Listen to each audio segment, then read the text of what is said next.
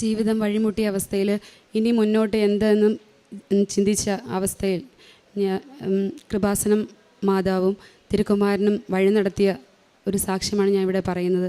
എൻ്റെ പേര് അനു ജിജോ. ഞാൻ സെൻറ്റ് പോൾ ചർച്ച് വേഴപ്രയിൽ നിന്ന് വരുന്നു. എൻ്റെ കല്യാണം കഴിഞ്ഞിട്ട് 10 വർഷമായി സമയത്ത് എനിക്ക് 2 പെൺമക്കളായിരുന്നു. 2018 ഒക്ടോബർ 10 എൻ്റെ മൂത്ത മകൾ സഡൻ ഡെത്ത് അവൾക്ക് സംഭവിക്കുകയാണ്. രാവിലെ അവൾ എഴുന്നേറ്റ്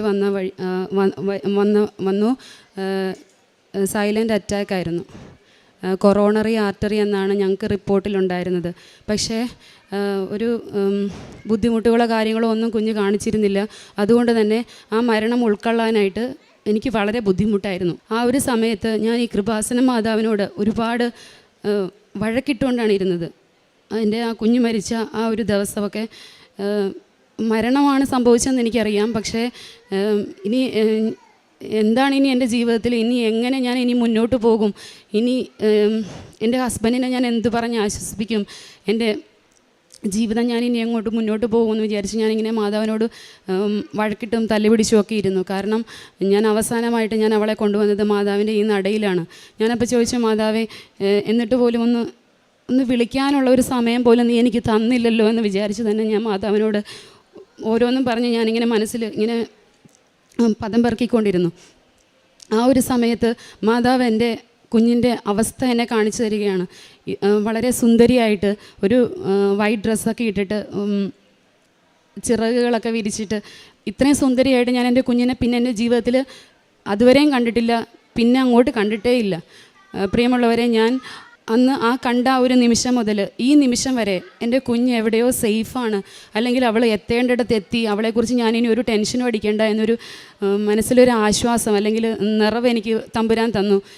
അത് കഴിഞ്ഞ് ഇങ്ങോട്ടേക്ക് സത്യം പറഞ്ഞാൽ സഹനങ്ങളുടെ ഘോഷയാത്രയായിരുന്നു.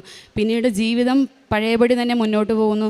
നമുക്ക് ഓരോ കാര്യങ്ങൾ പലരെയും ഫേസ് ചെയ്യണം, പലരോടും സംസാരിക്കണം, എനിക്ക് ഓഫീസിൽ പോകണം, ജോലി ചെയ്യണം, അങ്ങനെ നമ്മുടെ കുഞ്ഞുങ്ങളെ വളർത്തണം. എല്ലാം നമ്മൾ ഫേസ് ചെയ്തേ പറ്റുള്ളൂ. പക്ഷേ ആ സമയത്തെല്ലാം ഞാൻ ഈ മാതാവിന് മുമ്പിൽ പ്രാർത്ഥിച്ചിട്ടുണ്ടെന്ന് ഞാൻ പറയില്ല. നീല മെഴുകുതിരി കത്തിച്ച് വെച്ചിട്ട് ഈ മാതാവിൻ്റെ മുമ്പിൽ ഞാൻ കരയുമായിരുന്നു. ഒരു രാത്രിയിൽ പോലും ഉറക്കമില്ലാതെ, ചിലപ്പോൾ ഉറങ്ങാൻ പറ്റാതെ ഈ മാതാവിന് മുമ്പിൽ കണ്ണീരോടെ ഒരുപാട് ദിവസങ്ങൾ ഞാനിങ്ങനെ ചെലവിട്ടുകൊണ്ടേയിരുന്നു. എൻ്റെ ജീവിതത്തിൽ പല മാറ്റങ്ങൾ തമ്പുരാൻ ഞാൻ അറിയാതെ തന്നെ എൻ്റെ ജീവിതത്തിൽ മാറ്റങ്ങൾ സംഭവിക്കാൻ തുടങ്ങി.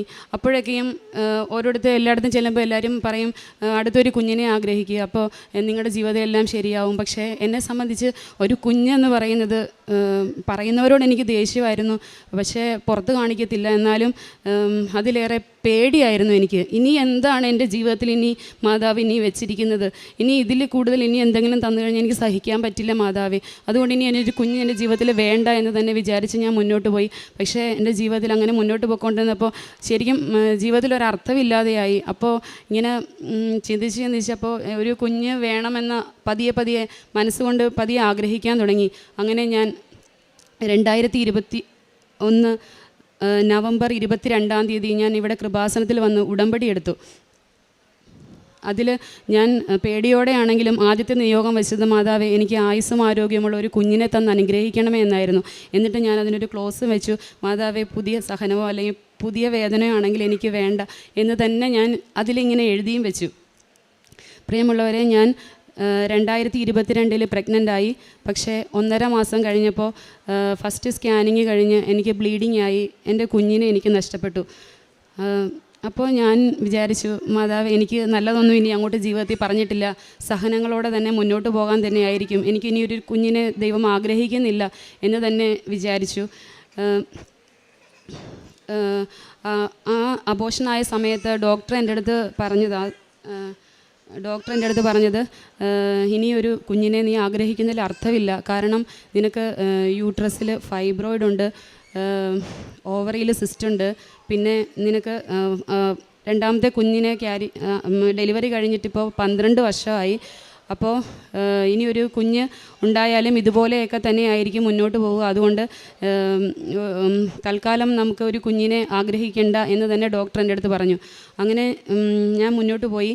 അങ്ങനെ അത് കഴിഞ്ഞിട്ട് ഡോക്ടറിനെ കാണാനായിട്ട് ഞാൻ ഫൈബ്രോയിഡിൻ്റെ മെഡിസിൻ എടുക്കാൻ വേണ്ടിയിട്ട് ഞാൻ ഡോക്ടറിനെ കാണാൻ വേണ്ടി ചെന്നപ്പോൾ ഡോക്ടറിൻ്റെ അടുത്ത് പറഞ്ഞു നമുക്ക് സ്കാൻ ചെയ്ത് നോക്കാം, 2 സ്കാൻ അടുപ്പിച്ച് നോക്കാം, ഇത് എങ്ങനെയാണ് മെഡിസിൻ എങ്ങനെയാണ് സ്റ്റാർട്ട് ചെയ്യേണ്ടതെന്ന് അറിയാൻ വേണ്ടിയിട്ട്.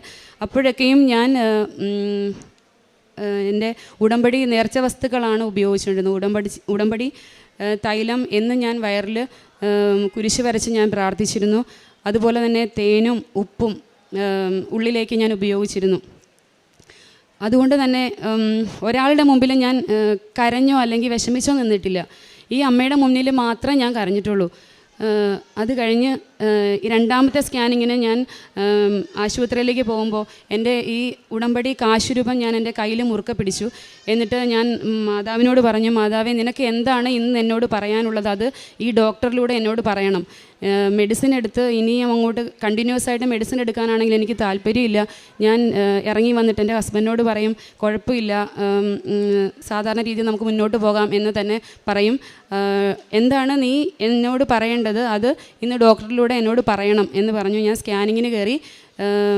ഡോക്ടർ സ്കാനിങ് കഴിഞ്ഞിട്ട് ഡോക്ടർ എൻ്റെ അടുത്ത് വന്നിരുന്നിട്ട് എൻ്റെ കയ്യിൽ തട്ടിയിട്ട് എൻ്റെ അടുത്ത് പറയുകയാണ്, മോളെ നിൻ്റെ യൂട്രസ് ഒരു കുഞ്ഞിനെ ക്യാരിങ് ആവുന്നതിൽ ഓക്കെയാണ്, നമുക്ക് എന്തുകൊണ്ട് ഒരു കുഞ്ഞിനെ ആഗ്രഹിച്ചുകൂടാ എന്ന് ഡോക്ടർ എൻ്റെ അടുത്ത് ഇങ്ങോട്ട് ചോദിക്കുകയാണ്. അപ്പോൾ ഞാനപ്പോൾ വിചാരിച്ചു, ഞാനപ്പോൾ ഈ ഫൈബ്രോയിഡ് സിസ്റ്റ് എന്നൊക്കെ പറഞ്ഞ് ഞാനിങ്ങനെ വളരെ ടെൻഷൻ അടിച്ച് പോയി. അപ്പോൾ ഡോക്ടറിനോട് ഞാൻ ചോദിച്ചു, ഡോക്ടറെ ഫൈബ്രോയിഡ് സിസ്റ്റ്, അപ്പോൾ എൻ്റെ അടുത്ത് പറയുകയാണ് അതൊക്കെ നോർമലാണ്, അതൊന്നും കുഴപ്പമില്ല പിന്നെ എന്ന് ഡോക്ടർ എൻ്റെ അടുത്ത് ഇങ്ങോട്ട് പറയുകയാണ്. അങ്ങനെ ഞങ്ങൾ പ്രാർത്ഥനയിലൂടെ മുന്നോട്ട് പോയി. നെക്സ്റ്റ് മന്ത് തന്നെ ഞാൻ ക്യാരിങ് ആയി. ഒരുപാട് ബുദ്ധിമുട്ടുകളും ടെൻഷനും പ്രശ്നങ്ങളും ഒക്കെ ഉണ്ടായിരുന്നെങ്കിൽ പോലും അപ്പോഴെല്ലാം എൻ്റെ ആശ്രയം ഈ ഉടമ്പടി വസ്തുക്കൾ, നേർച്ച വസ്തുക്കൾ മാത്രമായിരുന്നു. എന്ത് ബുദ്ധിമുട്ട് വന്നാലും എന്ത് വിഷമം വന്നാലും ഓടി വന്ന് ഉടമ്പടി തൈലം എടുത്ത് പുരട്ടും, അല്ലെങ്കിൽ ഉടമ്പടി വസ്തുക്കൾ തേനും ഉപ്പും സേവിക്കും. ഇതായിരുന്നു എൻ്റെ ഏറ്റവും വലിയ മരുന്ന് ആ സമയത്ത്. അതുപോലെ തന്നെ ടെൻഷനും കാര്യങ്ങളും ഒക്കെ ഉണ്ടായിരുന്നു. എനിക്ക് അങ്ങനെ ഇരിക്കുമ്പോൾ ഹാർട്ട് ബീറ്റ് കൂടും. പക്ഷേ എല്ലാത്തിലും ഞാൻ ആശ്രയിച്ചിരുന്നത് ഈ ഉടമ്പടി വസ്തുക്കളെ തന്നെയാണ്. അങ്ങനെ ഞാൻ മുന്നോട്ട് പോയി. എൻ്റെ കുഞ്ഞ് മരിച്ചത് ഒക്ടോബർ മാസമാണ്, ഒക്ടോബർ 10-ാം തീയതിയാണ്. ആ സെയിം മാസം തന്നെ എനിക്ക് ഒരു ആൺകുഞ്ഞിനെ തന്ന് എൻ്റെ തമ്പുരാൻ എന്നെ അനുഗ്രഹിച്ചു. എൻ്റെ ഈശോയ്ക്കും എൻ്റെ മാതാവിനും 1000 നന്ദി.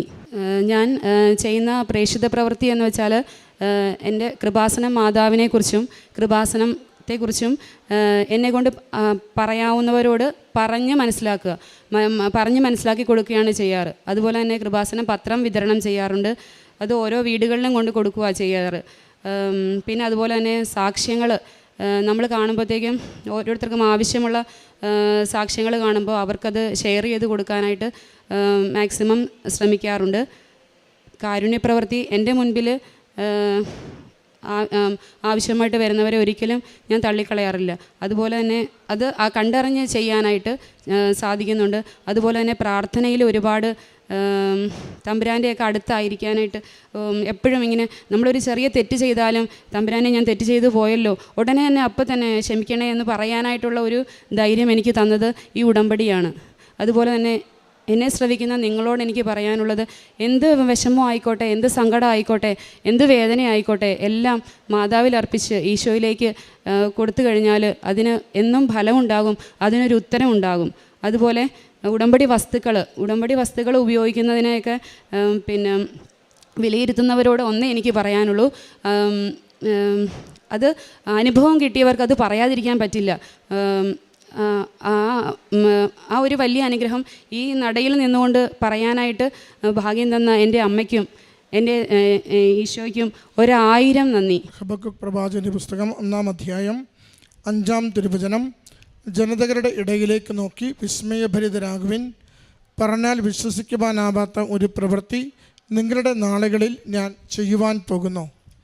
അനു ജിജോ എന്ന ഈ സഹോദരി പരിശുദ്ധ കൃപാസന മാതാവിൻ്റെ തിരുനടയിൽ ഉടമ്പടിയെടുത്ത് ജീവിച്ചതിലൂടെ ലഭിച്ച വലിയ ദൈവാനുഗ്രഹങ്ങളെ ഈ അൾത്താരയിൽ സന്തോഷത്തോടെ നന്ദിയോടെ സാക്ഷ്യപ്പെടുത്തുകയാണ്. മകൾ തൻ്റെ അനുഭവം സൂചിപ്പിച്ചു. തൻ്റെ മൂത്തമകൾ മരണമടഞ്ഞ് അവിചാരിതമായി ഹൃദ്രോഗത്താൽ മരണമടഞ്ഞ് ജീവിതം മുഴുവനും തകർന്ന് തരിപ്പണമായി മുന്നോട്ടെങ്ങനെ പോകുമെന്നറിയാതെ ആകെ ആദ്യപിടിച്ച നാളുകളിലാണ് കൃപാസന മാതാവിനെ പരിചയപ്പെടുന്നതും അമ്മ മാതാവിൻ്റെ തിരുനടയിലെത്തി ഉടമ്പടി എടുക്കുന്നതും.